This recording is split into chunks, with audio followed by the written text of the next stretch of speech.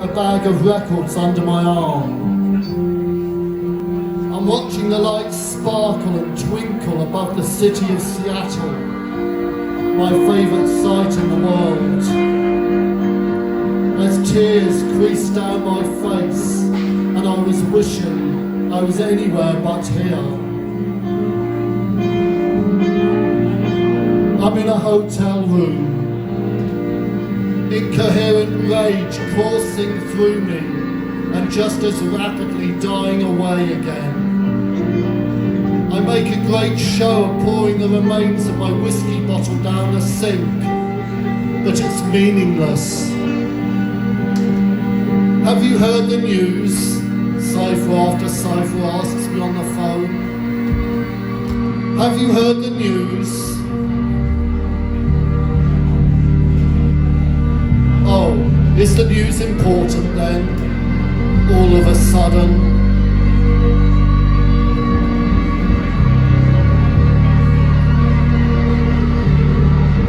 I'm dully asking the check-in desk whether they have any cheaper flight tickets, because I have to get someplace and I have to get there now. They find me cheaper flight tickets, half price death special.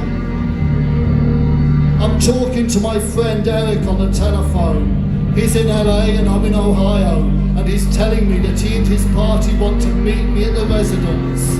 Need to meet me at the residence. I want to know what to do and he's telling me I should go to the residence.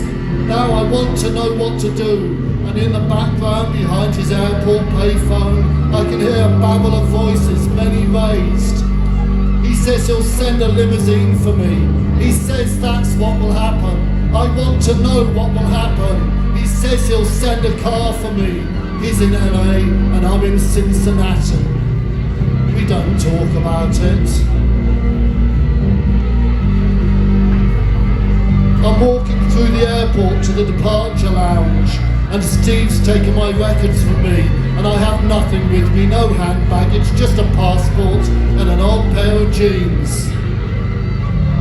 I'm in Mark's apartment, and I'm looking at my jeans and saying something about how maybe neither of us care, and he certainly wouldn't have given a damn, but it feels disrespectful somehow. It's not raining outside, it's beautiful, and Mark says something about how weather changes moods.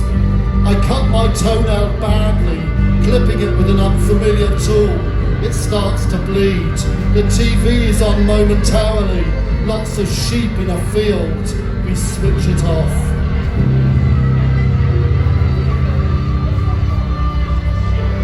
I'm on the plane and Seattle is twinkling, and I want to stay circling the city forever. I think of all the people who've met me in arrivals over the years.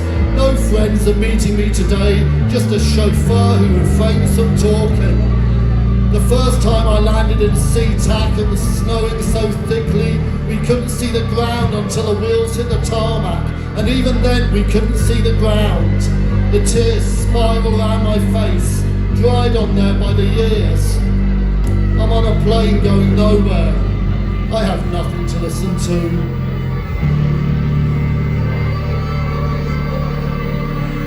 I'm in a limousine, and there seems to be some kind of roadblock up ahead, a scrimmage of reporters and police officers.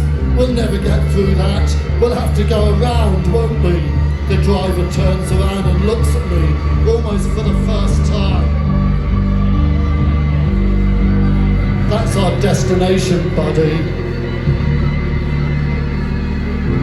I'm in a bedroom, and people are crying. I'm standing by a winding staircase, and people are crying and shouting. I'm hugging myself.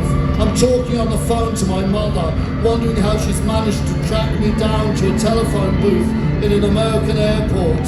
I'm missing my lost friends badly. I'm in a corner and the opposing factions try and talk to me.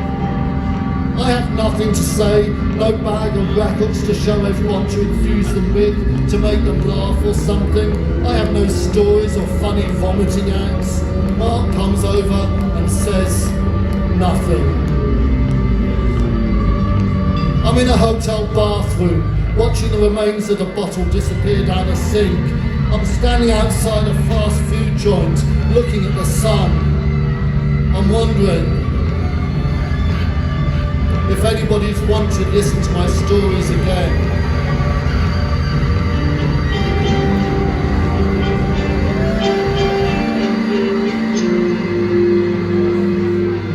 The tables are empty. The dance floor's deserted.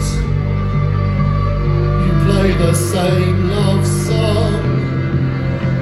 It's the 10th time you've heard it. That's the beginning.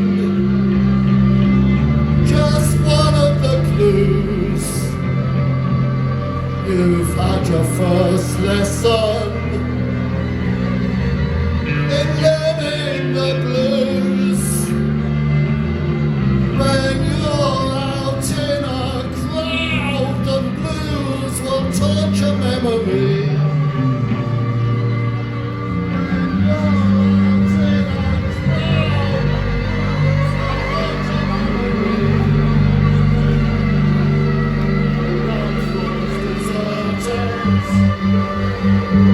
The tables are empty.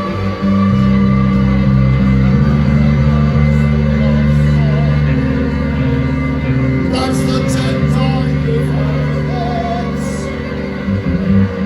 That's the beginning.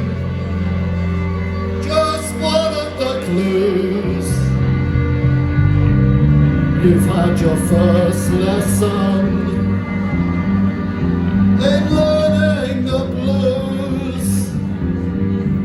I woke up one morning and my girlfriend had turned into Courtney Love.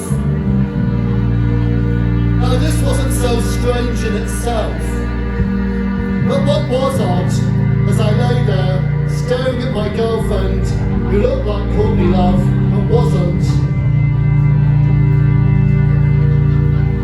She looked like the living personification of evil.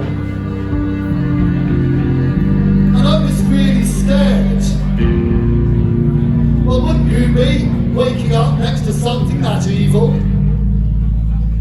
So, I woke my girlfriend up and I said, please don't take this the wrong way, but you've now turned into Courtney Love, who is now the living personification of evil. And for about 20 or 30 minutes, I don't know what it was. It was some kind of aura. Something. But she stayed that evil. Maybe I should link this into the time I was driving down a motorway between New York and Boston. We're going about 90 miles an hour, and I look up in the sky, and there's an angel of death up there. So I tell my friend, like, you see that angel of death? And she looks at me kind of odd. We're driving at 90 miles an hour. And I'm like, no, it's a butterfly or something. It's not an angel of death. And then I get back to New York the next day, and I find out that this musician, this rock star, died the exact same hour or minute or second that I saw the angel of death, and I was the last person to see him alive. We've been out drinking, doing the stuff that you do.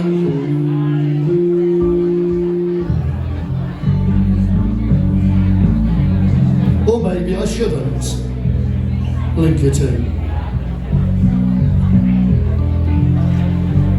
Andrew, how you doing there? It's good to have a man you can rely on.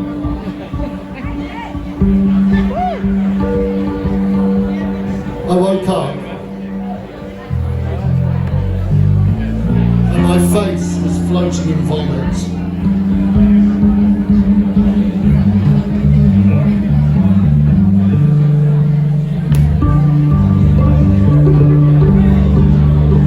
This wasn't so odd in itself, but the phone was ringing. I looked all around and my stuff had all gone. Nothing was there. I had no bag full of Daniel's drawings and no Game Boy. I had no tape. I no shoes, I had no tape recording of last week's interview or shot glasses from last night's bar. Everything was gone. So I called up this man, and this man, he was turning me over onto my side, I think, because the vomit was coming out of my mouth and I wasn't dying. And he called the police, and the police came by and they said, "You've got no shoes." And I said, "I know I've got no shoes, can you help me?" So they gave me a little slip of paper, and this little slip of paper said who I am. There it was, this little slip of paper saying who I am right there in front of me.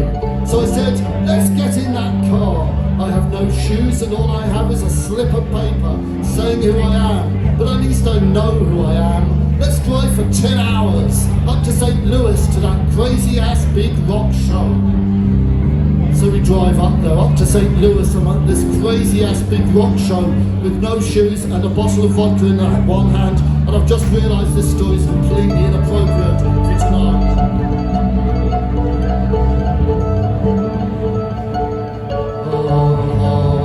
Said the clown as he fell down, and the audience laughed and cheered, but they never saw the tear. "Mummy, mummy, please look at me," said Lulu with glee, as Rupert climbed a very high tree. He was happy as he could be, but I'm just looking for rainbows in a star-tossed sky. I'm just looking for answers and relief.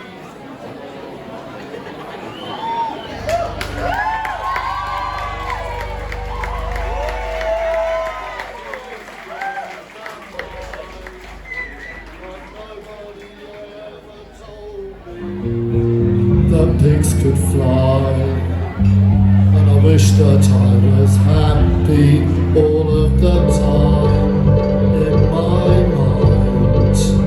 If I was happy all of the time in my mind, happy all of the time. And I wish that I was happy all of the time in my mind. If I was happy all of the time in my mind, happy all of the time. But I'm just looking for rainbows in a star-tossed sky. I'm just looking for answers and the reasons why.